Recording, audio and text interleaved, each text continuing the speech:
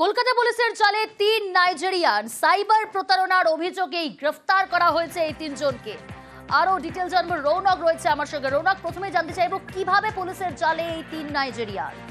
দেখো, একেবারেই গত 20 মে কলকাতা পুলিশের সাইবার ক্রাইম বিভাগে একজন অভিযোগকারী কমপ্লেন করে এবং তার রিটার্ন কমপ্লেনের ভিত্তিতেই পুলিশ তদন্তে নামে। দেখা যায় ওয়ার্ল্ড হেলথ অর্গানাইজেশন এবং আরো একটি খ্যাতিনামা সংস্থার নাম করে ট্রেডিং এ টাকা ইনভেস্টমেন্ট এবং প্রলোভন দেখে ইনভেস্ট করার জন্য প্রভোগ করত এই 3 জন প্রতারক, এবং সেই প্রলোভনের পা দিয়ে প্রায় 1,10,00,000 টাকা কুড়িয়েছিলেন অভিযোগকারী। তারপরেই কলকাতা পুলিশের সাইবার ক্রাইম বিভাগ গোটা বিষয়টি তদন্তে নামেন এবং তারপরে দেখা যায় যে 3 জন আদতে নাইজেরিয়ার বাসিন্দা এবং দিল্লি থেকে একটি ভাড়া বাড়িতে এই গোটা কার্যক্রম করতেন। এরকম কোটি কোটি টাকা স্ক্যাম তারা ইতিমধ্যে করে ফেলেছেন এবং গত 2রা আগস্ট ভোর রাতে দিল্লির একটি জায়গা থেকে তাদেরকে গ্রেফতার করা হয়। ট্রানজিট রিমান্ডে তাদেরকে কলকাতায় নিয়ে আসা হচ্ছে এবং আরো কোনো সাইবার প্রতারণার সঙ্গে তারা যুক্ত রয়েছে কিনা বা তাদের র্যাকেট কতদূর ছড়িয়ে রয়েছে গোটা বিষয়টি কিন্তু তদন্ত করে দেখছে কলকাতা পুলিশের সাইবার বিভাগ।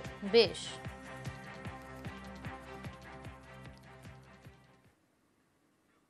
অন্যদিকে হারোয়ায় জাল নোট সহ গ্রেফতার 20,000 টাকার জাল নোট সহ পাকড়াও। কোথা থেকে গ্রেফতার, কিভাবে গ্রেফতার করা হলো, আরো ডিটেইলস জানাবে জিয়াউল রয়েছে আমার সঙ্গে। জিয়াউল, দেখো, হাড়োয়া থানার পুলিশের কাছে একটা গোপন সূত্রে খবর আসে যে এক ব্যক্তি অর্থাৎ টাকা হস্তান্তর করবেন এবং সবটাই জাল টাকা। তারপরে পুলিশ সেখানে হানা দেয় মিনাখার একটি জায়গা, সেখান থেকে পুলিশ সেই ব্যক্তিকে গ্রেপ্তার করে 20,000 টাকা জাল নোট গ্রেপ্তার করে।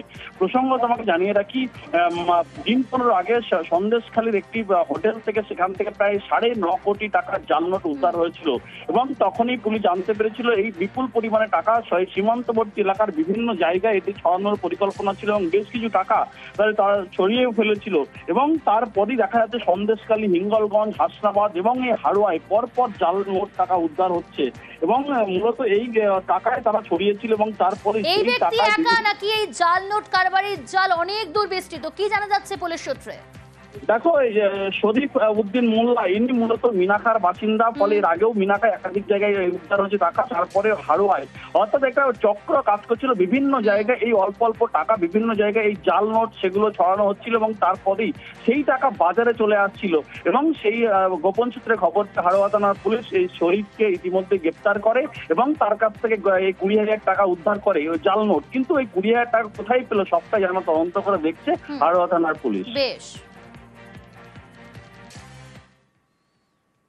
এটা ছবি দেখাই আপনাদের। বানারহাট, এই বানারহাটে জাতীয় সড়কে হাতির পাল। জাতীয় সড়কের উপর অন্তত 25টি হাতি চা বাগান হয়ে রেতির জঙ্গলের দিকে যাচ্ছিল হাতির দল। কোথায় গেল তারা, কি পরিস্থিতি তৈরি হয়েছিল? রকি রয়েছে আমার সঙ্গে। রকি, দেখো, বানারহাট ব্লকের মরাঘাট মোড়ে হিন্দি কলেজ এবং জাতীয় সড়কের পাশে দাঁড়িয়ে শাবক সহ প্রায় 25টি হাতি একটি দল, আর যা দেখে কিন্তু রীতিমতো চাঞ্চল্য ছড়ালো এলাকায়। এদিন পথচারীরা এবং চা বাগানের শ্রমিকেরা দেখতে পান জাতীয় সড়কের পাশেই একটি শাবক সহ 25টি হাতির দল দাঁড়িয়ে পড়েছে এবং উৎসাহী পথচারীরা দাঁড়িয়ে সেই হাতি দেখতে খবর পেয়ে বনকর্মীরা সেখানে পৌঁছায় এবং পুলিশ কর্মীরাও সেখানে পৌঁছায়।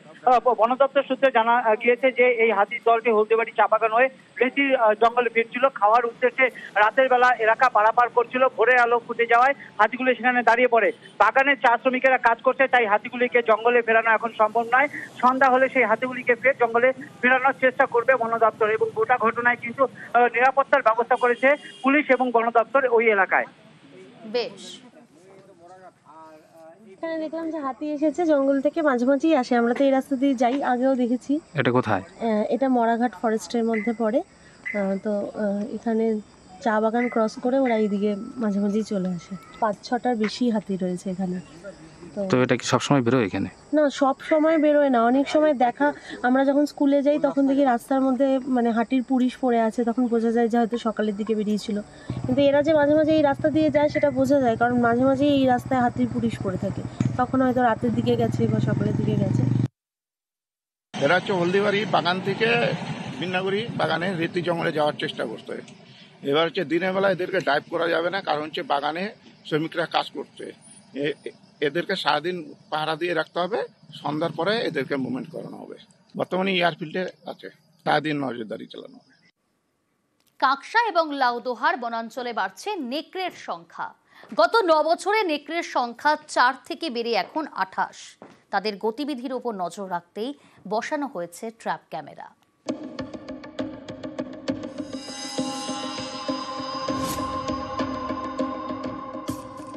ইন্ডিয়ান গ্রে উলফ, এই নেকড়ের সংখ্যা বাড়ছে দুর্গাপুরের বনাঞ্চলে, কখনো দল বেঁধে, কখনো একা।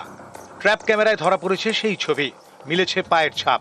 পশ্চিম বর্ধমানের কাঁকসার গড় জঙ্গল, পাশেই লাউদোহার মাথাইপুর, বিস্তীর্ণ বনাঞ্চল।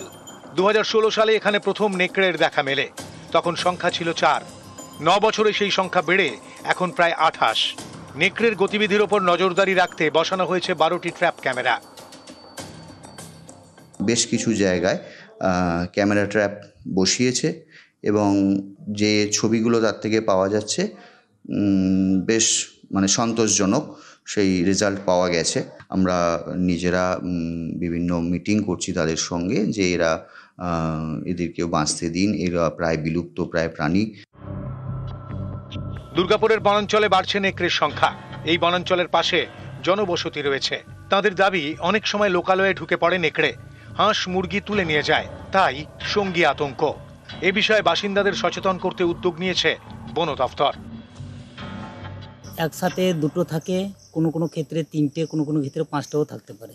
যখন খিদে লাগে, যখনই যেখানে সারা শব্দ পাবে, গরু বাছুর কি ছাগল যেখানে চড়াতে আসে সেই সাইডটায় ওরাই বেশিরভাগ চলে আসে। হয়তো যারা চড়াতে আসে তারা বুঝতে পারে না, কখন হয়তো তুলে নিয়ে চলে গেল।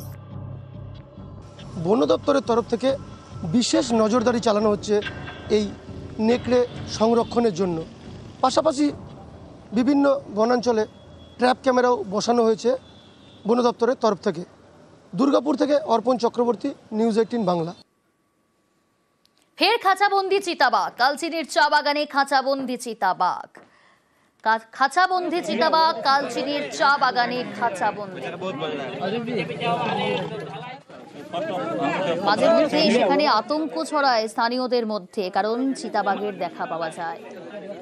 ফের খাঁচাবন্দি করা হলো চিতাবাঘকে। কালচিনির চা বাগানে খাঁচাবন্দি চিতাবাঘ।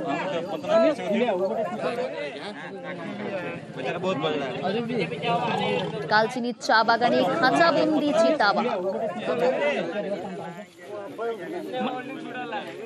রাজকুমার রয়েছে আমার সঙ্গে। রাজকুমার, কিভাবে খাঁচাবন্দি চিতাবাঘ? দেখো, অ্যাকচুয়ালি ছাগলের কিনতে গিয়ে কিন্তু খাঁচাবন্দি হয়েছে চিতাবাঘ।